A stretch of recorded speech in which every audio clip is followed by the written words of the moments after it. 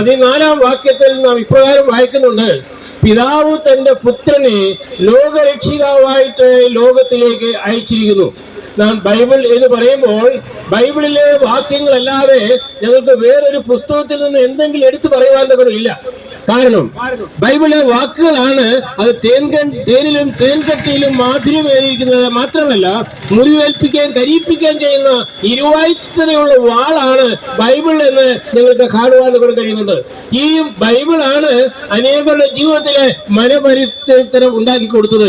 അതെ, നരഭോജികളെ നരസ്നേഹികളാക്കി തീർക്കുവാൻ ഗുണം, മദ്യപാനത്തിന് സമ്പൂർണ്ണമായിരിക്കും വിടുതൽ കൊടുക്കുവാൻ ഗുണം കഴിവുള്ളത് ഈ സുവിശേഷമാണ്, ഈ ബൈബിളിലെ ഓരോ വാക്യങ്ങളുമാണ് എന്നുള്ളത് ഞങ്ങൾ ഈ സമയത്ത് ഓർപ്പിക്കുകയാണ്. അതേ പ്രിയരെ, പിതാവ് തന്റെ പുത്രനെ ലോകരക്ഷിതാവായിട്ട് ലോകത്തിലേക്ക് അയച്ചിരിക്കുന്നു. ഞാനൊരു ചോദ്യം ചോദിക്കുവാൻ ആഗ്രഹിക്കുകയാണ്: ഇതുപോലെ ആരെങ്കിലും തന്റെ പുത്രനെ ലോകത്തിലേക്ക് ലോകരക്ഷിതാവായിട്ട് അയച്ചിട്ടുണ്ടോ? ഒരു മതത്തിനെ മാത്രമല്ല, ഒരു രാഷ്ട്രത്തിനെ മാത്രമല്ല, ഒരു സമൂഹത്തിനെ മാത്രമല്ല, ഒരു ജാതിയുടെ മാത്രമല്ല, ഒരു വർണ്ണത്തിൽപ്പെട്ടവരുടെ മാത്രമല്ല.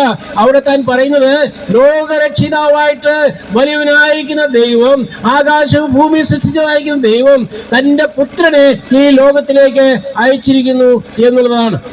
മാനവജാതിയുടെ സ്ഥിതി നോക്കിക്കൊണ്ട് ശിക്ഷയ്ക്ക് അർഹരായിട്ട് ശിക്ഷയുടെ പാതയിൽ കൂടി, നരകത്തിന്റെ പാതയിൽ കൂടി നടന്നു പോയിക്കൊണ്ടിരുന്ന ജനതയെ കണ്ടുകൊണ്ട് നമ്മോടുള്ളായിരിക്കും സ്നേഹത്തെ പ്രകടിപ്പിച്ചത് അവിടാണ്.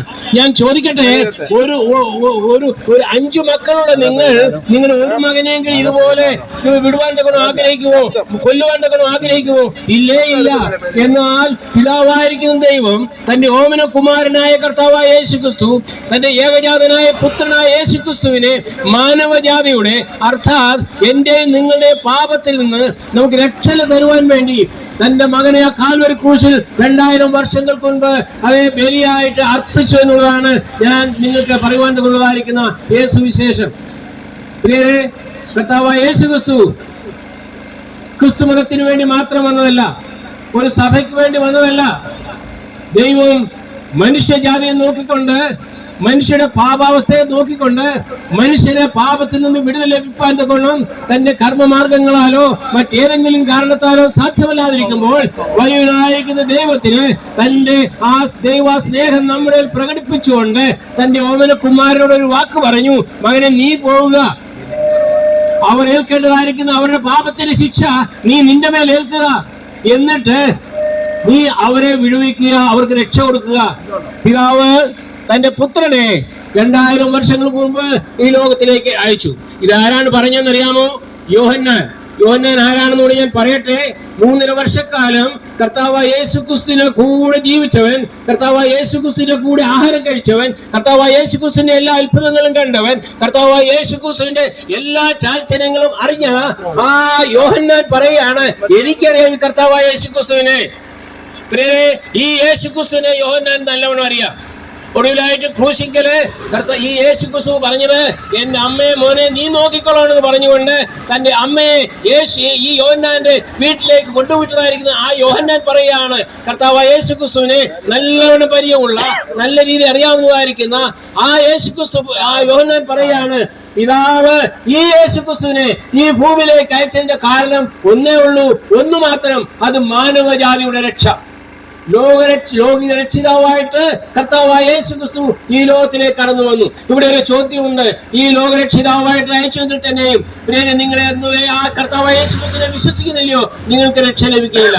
നിങ്ങൾക്ക് ഉദാഹരണമായിട്ട് പറയട്ടെ, നിങ്ങൾക്ക് വിശപ്പുണ്ട്, നിങ്ങളുടെ മേശമേൽ ആഹാരങ്ങളൊക്കെ വെച്ചിട്ടുണ്ട്, ചിക്കൻ ബിരിയാണി കൊണ്ട് വെച്ചിട്ടുണ്ട്, അത് കണ്ടുകൊണ്ട് നിങ്ങളുടെ വിശപ്പ് മാറുമോ? ഇല്ല.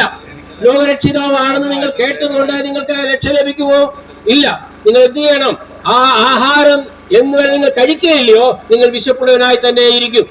ആ ആഹാരം നിങ്ങൾ കഴിക്കേണ്ടിയിരിക്കുന്നു. അങ്ങനെയെങ്കിൽ ഞാൻ ഇതിനെ മറുപടിയായിട്ട് ഞാൻ പറയട്ടെ, നിങ്ങൾ കേൾക്കുന്നതായിരിക്കുന്ന ഈ കർത്താവായ യേശുക്രിസ്തു എന്ന ലോകരക്ഷിതാവിനെ നിങ്ങൾ ഗ്രഹിക്കേണ്ടിയിരിക്കുന്നു, നിങ്ങൾ അംഗീകരിക്കേണ്ടിയിരിക്കുന്നു, നിങ്ങൾ സ്വീകരിക്കേണ്ടിയിരിക്കുന്നു. എന്താണ് സ്വീകരിക്കേണ്ടത്?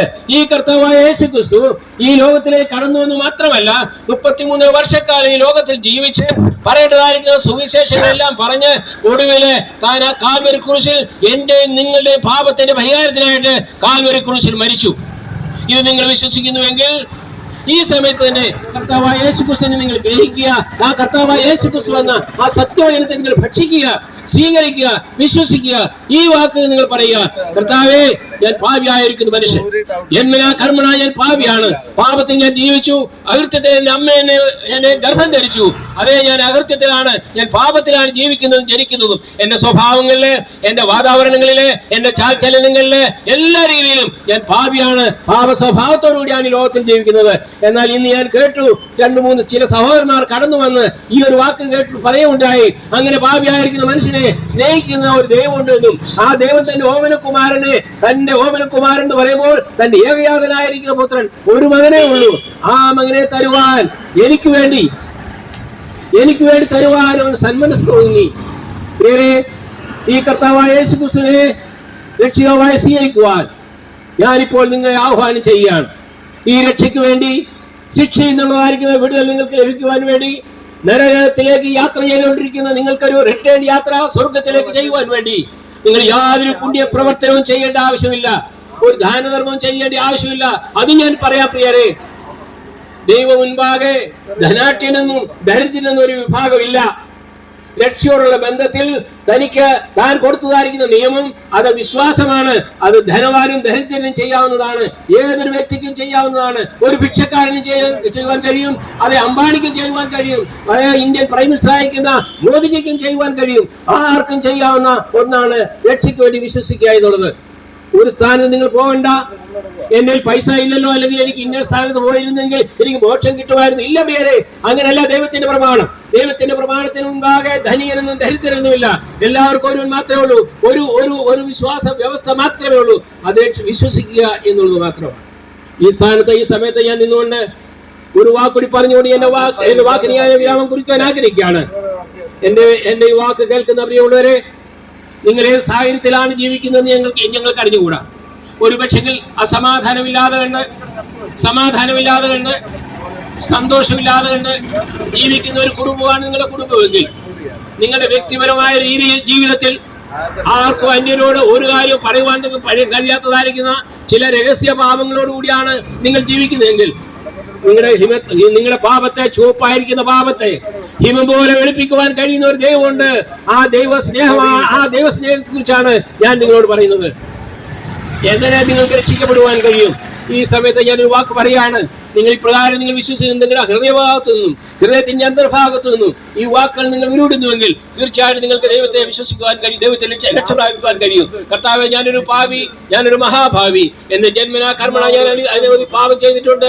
എന്റെ സ്ത്രീ അറിയാതെ, എന്റെ പുരുഷനറിയാതെ, എന്റെ മാതാപിതാക്കൾ അറിയാതെ, എന്റെ മക്കൾ അറിയാതെ രഹസ്യമായിട്ട് അനേക പാപങ്ങൾ ഞാൻ ചെയ്തിട്ടുണ്ട്. അത് ഈ പാപത്തിന്റെ ക്ഷമ തരുമെന്ന് പറയുന്നു. വചനം വളരെ വ്യക്തമായി പറയുന്നു. നിന്റെ പാപം അതെ കടുംചുവപ്പായിരുന്നാലും ഹിമം പോലെ വെളുപ്പിക്കാം. ആ ദൈവസ്നേഹം ഇന്ന് നിന്നെ മാടി വിളിക്കുകയാണ്. താൻ ഇപ്രകാരം പറഞ്ഞു, അധ്വാനിക്കുന്നവരും ഭാരം ചുമക്കുന്നവരുമായുള്ളവരെ എന്റെ അടുക്കൽ വരികയും ഞാൻ നിങ്ങളെ ആശ്വസിപ്പിക്കാം. ഞാൻ തരുന്ന ആശ്വാസം ലോകം തരുന്ന പോലെയല്ല, ദൈവിക സമാധാനത്താൽ ഞാൻ നിങ്ങളെ നിറയ്ക്കാം. ഈ സമയത്ത് നിങ്ങളെ ക്ഷണിച്ചുകൊണ്ട് എന്റെ വാക്കുകൾക്ക് ഞാൻ വിരാമം കുറിക്കുകയാണ്. ഇന്ന് ഈ കേൾക്കുന്ന പ്രിയമുള്ളവരെ, കർത്താവായ യേശുക്രിസ്തുവിൽ നിങ്ങൾ വിശ്വസിക്കുന്നുവെങ്കിൽ നിങ്ങൾക്ക് രക്ഷിതാവായി സ്വീകരിക്കുവാൻ കഴിയും. ദൈവം നമ്മെ ഏവരെയും സഹായിക്കട്ടെ, അനുഗ്രഹിക്കട്ടെ. ഞങ്ങൾ നിങ്ങൾക്ക് വേണ്ടി പ്രാർത്ഥിക്കുന്നതാണ്. ആരെങ്കിലും ഈ സമയത്ത് രോഗികളായിട്ടോ പ്രയാസങ്ങൾ കൂടി സമാധാനമില്ലാതെ ജീവിക്കുന്നുവെങ്കിൽ നിങ്ങൾ അവർക്ക് വേണ്ടിയും ഞങ്ങൾ ഈ സമയത്ത് ഹൃദയം തുറന്ന് ഞങ്ങൾ പ്രാർത്ഥിക്കും. ദൈവം ഞങ്ങളുടെ പ്രാർത്ഥന കേൾക്കും. നമുക്ക് ഒന്നിച്ച് പ്രാർത്ഥിക്കാം. ദൈവനാമം മഹത്വപ്പെടുമാറാകട്ടെ. ആമേൻ.